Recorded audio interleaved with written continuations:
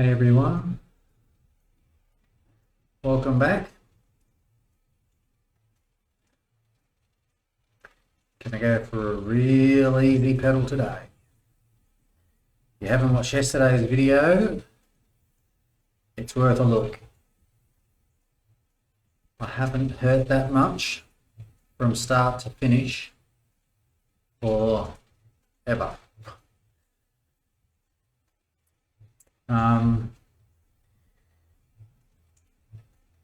Quite a few things I think would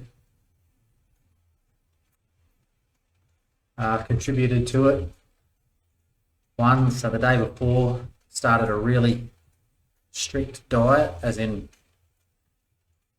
I normally count calories to a degree, but haven't been too fussy because I've been able to maintain my weight, sort of eat whatever I want, but really want to drop the weight right down and get under 70 by the end of the year. So without dropping power. So really different sort of diet, probably a lot less carbs. So energy levels were down, had a big weight drop. A lot of it would have been fluid, but I went down 1.4 kilos. And I started a little HIIT routine, and seriously, it was less than 10 minutes. It was really not much, but it was a lot of squats. So the legs were just ruined yesterday. I come better towards the end of the end of the program, as in because I failed the first ones. I really struggled, but yeah, it was just a horrible experience. Good to watch, but horrible to do. So today is meant to be a complete day off, but I want to try and get a video out to you. So just a really light, probably 30-minute roll at less than 100 watts. I seriously just want to roll the legs over. Thought we could have a chat. Lots of people, more so some friends that I've known for a while, have actually asked about the setup that I use, what I race, and just the whole everything I've got going on here. So I thought more than happy to share that with you while we spin the legs over. So basically, I suppose I'll go bike.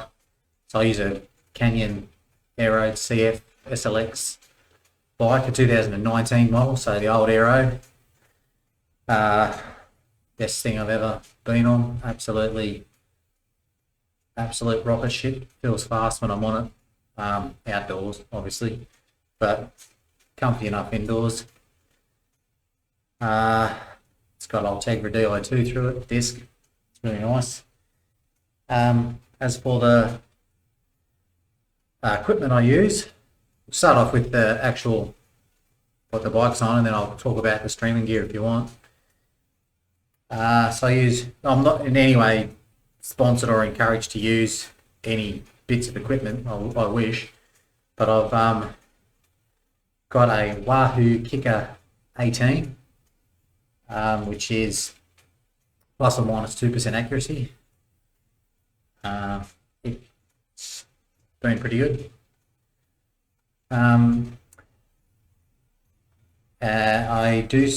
I'll go through the stuff and I'll tell you the settings. At the front, I have I do use a Wahoo Kicker Climb, but not as you would think. I'll get to that. And for fans, I've got a Wahoo Kicker Headwind. I also use a Vornado 660, I think it is. And I've just recently got a Wahoo Ticker because my other Bluetooth and Amp Plus heart rate strap, good couple of years old. It's had an absolute caning, but it was letting me down in one race. It dropped out, and well, definitely not battery. I replace batteries once a month, which is absolute overkill, but I don't ever want to be in a position where I didn't change or charge a battery. That's just a rookie mistake. So, and I don't think the other one is actually right to pair to more than one item via Bluetooth. I'm not sure, but the new Ticker Gen 2 is able to pair to 3 Bluetooth and as many amp plus as you want. So I'm normally pairing to the PC and the headwind. So I think my Garmin 1030 can do amp plus. I certainly, the time that I lost connection with my other heart rate strap anyway, on Bluetooth on the game, I was able to upload via Zwift Power my Garmin data, which had retained my heart rate, and so it must have been amp plus. So it was, yeah, really good backup, dual recording. Don't dual record much, but no need to at the level I race at, but it's nice to have it there to justify something if it wasn't right. I used to dual record everything and started to upload everything, and then I realised that it's only really for bigger races, and I noticed a lot of guys, a hell of a lot better than me, weren't doing it. So I just do it every now and then. Okay, so the settings. I have my kicker trainer difficulty on 20%. Now, the reason for that is to makes it a bit easier in races to keep up with everyone, and it doesn't hit the legs as hard on the hills. So basically, when I go, if you don't understand trainer difficulty, it doesn't make you go up a hill any faster or slower, but it just changes the speed of your avatar, the way it goes up the hill, because at 20%, when I hit a hill, I only feel 20% of that gradient, but of course my rider goes slower, so I need to put out more watts, but you just don't, it's not like riding along then it really hits your legs hard and then you go over the top and down and then there's nothing on you, no resistance on your legs. It's just the way it makes it feel, and it means you have to change gears a lot less, which is really good. And it also, you could run out of gears if you're doing some steep climbs and you don't have a small chainring and a big cog at the back, you might run out of gears. So it's a really good way of, it's like changing your cassette and your chainrings.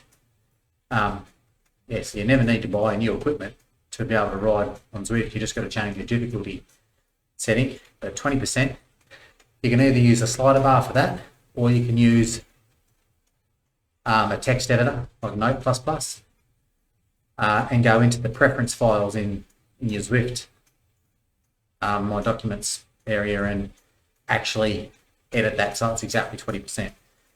Certainly, if you just slide the slider bar, it's going to be good enough. But that's also, I kind of feel as, I've seen Chris Pritchard, he's a really good YouTuber, funny guy, got lots of good videos out there. He done a video where it said, just it's not fair, it should be 100%. So what you see on the screen is what you're up against. And I agree if that was the same for everyone. But if you were against some Zwift races that had it set on a different setting, you'd be just changing gears so much, and like in theory you should get around the course at the same time, but it's just a bit of a shock on the body compared to having the trainer difficulty down. So 20% there. Now the kicker, as I said, I don't use it like probably what it's meant for. I don't really, it's even locked now, I don't really have it open to just do, like unlocked to do whatever it wants. I don't like it when it goes down too far, and I certainly don't like it when it comes up too far. So for that reason, I've got it set on 50%, but it's 50% of what the kicker is seeing. So just to explain, so just to keep it simple, trainer 20%, kicker 50%. But to get the kicker to do 50% of what I see on the screen, you need to go into the Wahoo app and change the length of your wheelbase of your bike. in the app. Now, I'll explain it. It's a lot easier if you read it online. Because I have my training difficulty at 20%, if I wanted the kicker to operate as per what it sees on the screen, I need to make my bike 5 times longer than what it is. So I've just made it 2.5 times longer than what it is. So, yeah, don't want to confuse people, but easy enough to do. Heaps of tutorials online. So by all means, have a bit of a look. But I got the kicker purely to change my position on the seat. It wasn't for anything else. I was doing lots of rides, and I've ridden outdoors for years. And when I switched to indoors, I seriously went through over a year of just real bad discomfort, just trying to do longer rides, and it's just, I went through different seats, tried to get like different feet. Like I should say, I got the Axis feet for my kicker, so I bought the Axis feet to give it just a little bit of movement. Only really works if you're really putting down the bigger power, and obviously on the mat too. So the feet would probably be softer on a hard floor, but I've got it on the kicker mat with the Axis feet, and it's a shade better.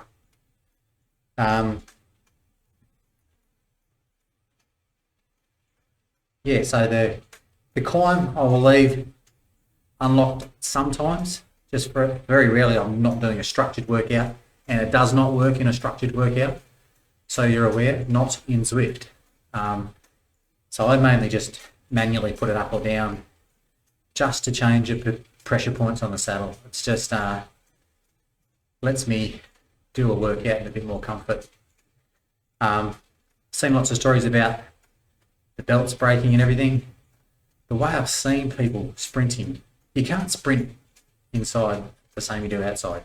My watts are way down, and I've seen people jolting and jarring. Yeah, climb, and yeah, okay, maybe the belt shouldn't break, but got to remember it's not the same as outside, so got to just look after it a little bit and don't jerk it around too much, but each of their own. Mine's been working flawless now, best part of a year, so okay, so that's that. The fan, the headwind, great, really strong, can be loud. I have to admit, with Wahoo, good customer service I've found. Like, I'm on my second kicker because the first one, bearing issue. The day I bought the headwind, I took it home and it had a horribly loud hum. Like, I looked it all up on the internet and everything. It's like, that is just too loud. It's not right. Took it straight back. The shop set up some others in the shop, right on the floor there. And clearly they could hear that the one I had was much louder when it was hardly doing anything. So straight away they swapped it over, and they were going to send the other one back, which is what you'd expect, but it's just so nice to have it happen smoothly. So good customer service from the shops in Wahoo. But I have the fan on heart rate. It's pretty good. Sometimes I've done some videos and I just have it on so you can have via your heart rate, via the speed you're traveling, which I've never used, or just manual, which is I was using for a while there, turning it up and down just so I could talk when I was not wanting any of the noise to interfere with the mic. But a really strong fan, and it's sort of got legs. You can have it more in front of you on a desk or down on the floor. It's pricey for a fan, but so it's the climb. If you put something under your front wheel, especially when I don't use it like you're meant to, but legs are sore from yesterday. And the Vornado, which is mainly more of an air circulator, it's just another. I just don't think you can have enough fans or cooling if you're pushing yourself to threshold and beyond. In with indoor riding, heat is just a massive thing you've got to combat. I suppose an interesting, as for gearing, that's another thing I've played around with too. I actually use a 50 tooth chainring at the front. I wouldn't do it outside. 50 tooth and a 1428 cassette. Just so I'm always playing with just one gear jumps. Can't stand big cadence jumps. Unless of course I want it like a sprint for a short burst or something. And I've done some experimenting this year too with, and well, I suppose it's on and off over the last few years with oval chainrings. I've done some more experimenting this year, a little bit a while ago, and then I changed cranks and didn't have any for a while, and I've tried it a bit more, just more worried about inflation I might see because I race on Zwift. I can't really afford to have any, not that anyone cares at my level, but to me it's important. It's to not have too much inflation, and I know you've got drivetrain losses and so forth, but you still want to be, you know, a chain's usually going to give you, from what I can read, you can have up to 10 watts loss at 250 watts. What I don't understand is when I see some videos and your pedals or your crank is reading exactly the same as the trainer. I guess, obviously I'm missing something, I appreciate that, but to me, even with the very best chains out there and the best lube, everything, you're going to have drivetrain loss immediately.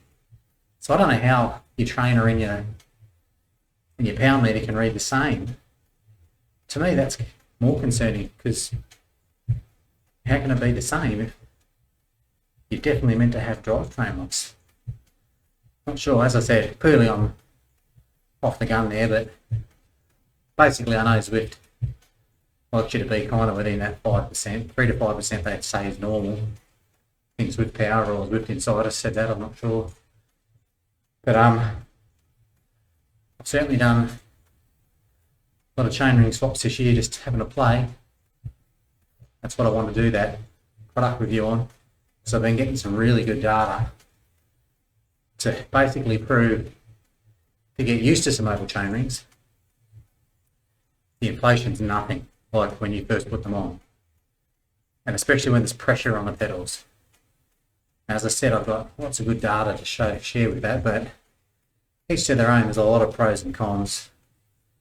So sometimes they don't suit everyone either, clearly, because you can tell by the reviews out there. But we'll do a good product review where I go and show lots of different data, and you can make the call for yourself. They might be for you, they might not be, but in the end, I suppose, if you're trying something, just got to be honest enough with you, especially if you're going to use them on something like this. Outside, it's how fast you're going, but you just don't want to have too much inflation. On the legs a bit more. So yeah, the cassette, I just bought the cassette. That's the biggest Shimano one I could find, as in starting, so 1428. So I think I've got 14 to 21 from memory straight through, which is just beautiful. That's pretty much the gear and setup. With the streaming gear, this is only something I've obviously been doing for about 3 or 4 weeks now, but lockdown just drove me to this. There was no other reason. Just so far away from friends and family, and thought I'll start doing this, which is, I must admit, really out of sorts for me if you're watching these videos, because I'm certainly no world beater, but I have always been very private with my numbers and my training, and now don't really care. Not sure how much more racing I'll be doing, as in out in the real world. Certainly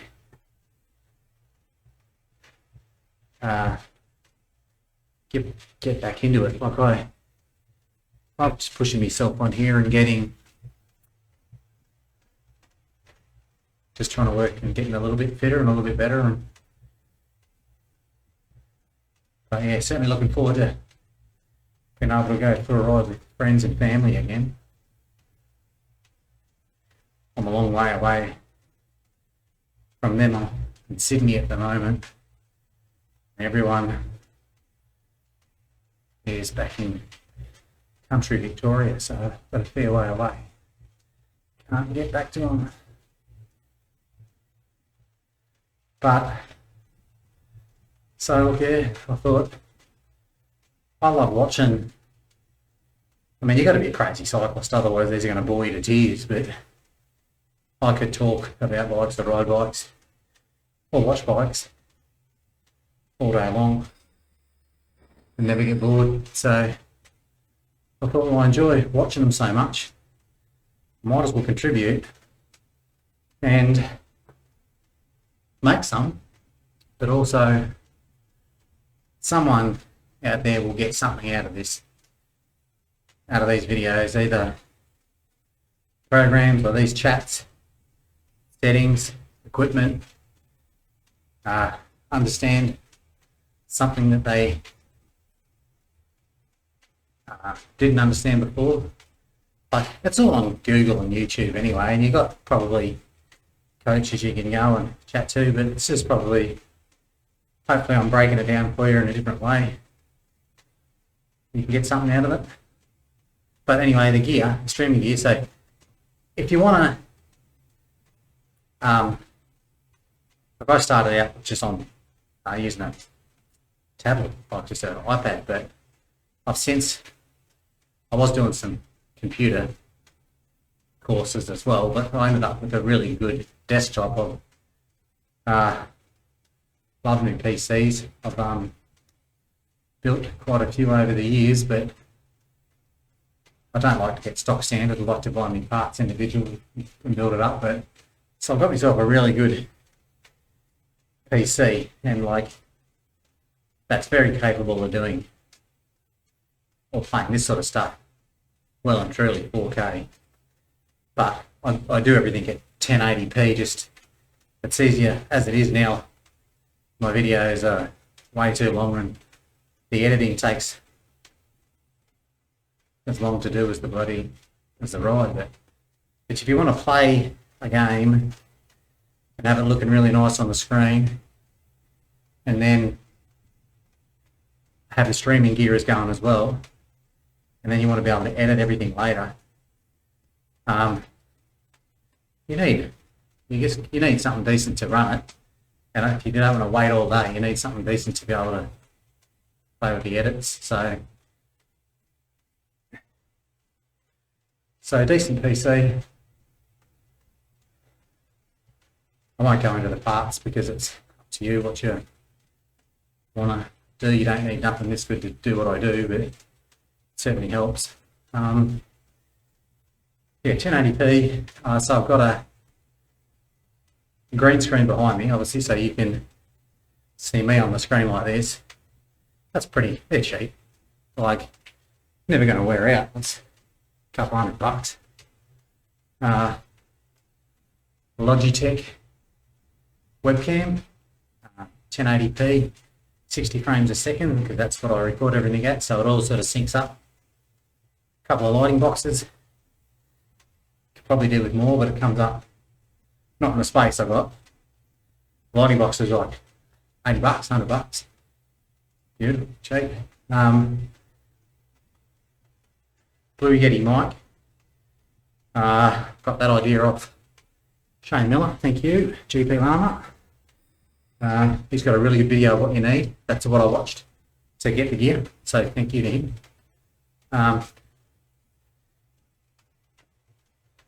So that's really good, and that's that records well. It's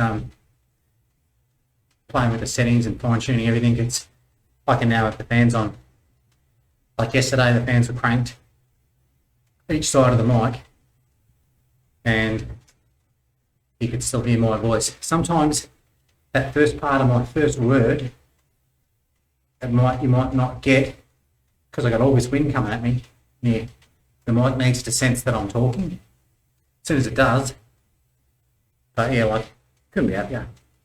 And really good for when I do some actual sit-down reviews and products of things. You know, it should be really good. Probably pushing too many watts here, but legs are feeling nice. Sore, but they're liking the resistance. Yeah. And that's kind of the setup. There we go. We did all that in 26 minutes. That's pretty good.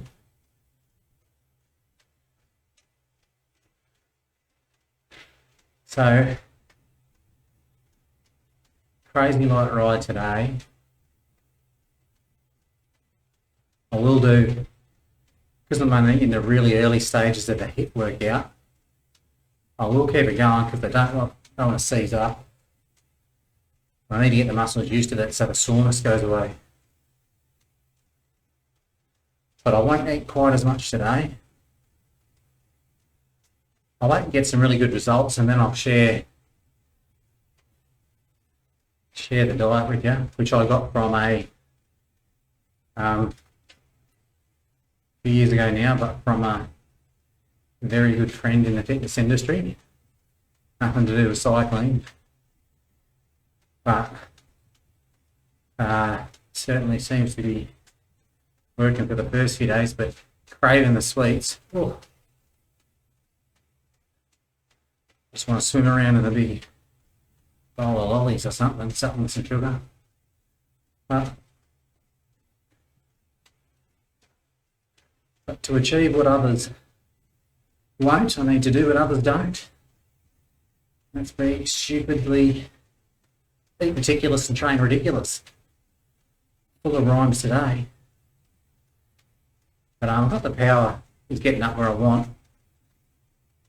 It's got to get the weight back down, and it's so hard when there's not much motivation. Like I've always had a race day to prepare for, but sort of not there anymore. So it's in a way I think that's helped with my fitness because I can just train, have a taper, test and have a race, and then just get straight back into it. Where I'd be so focused on a race day that was months out.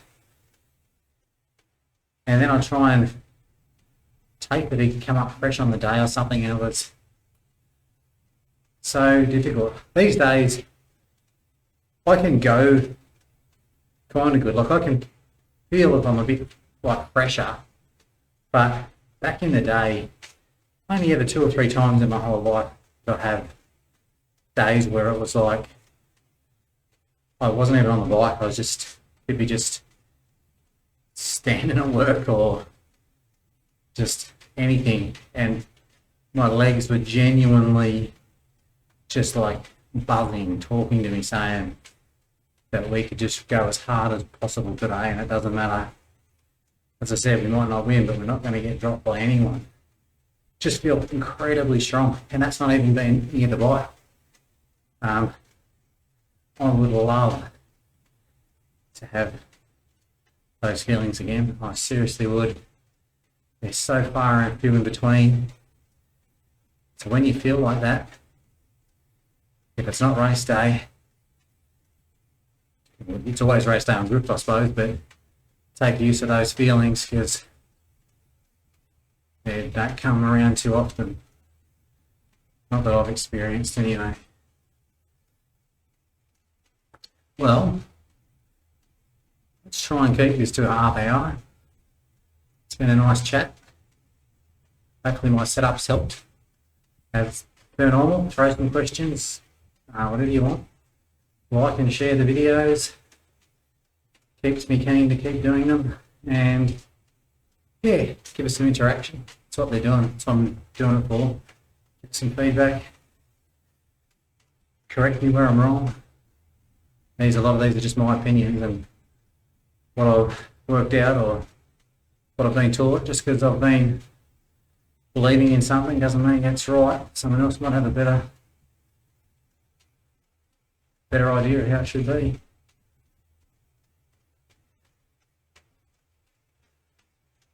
I think I'm feeling better for it. All right, we'll let you go. We'll see you again soon. Cheers.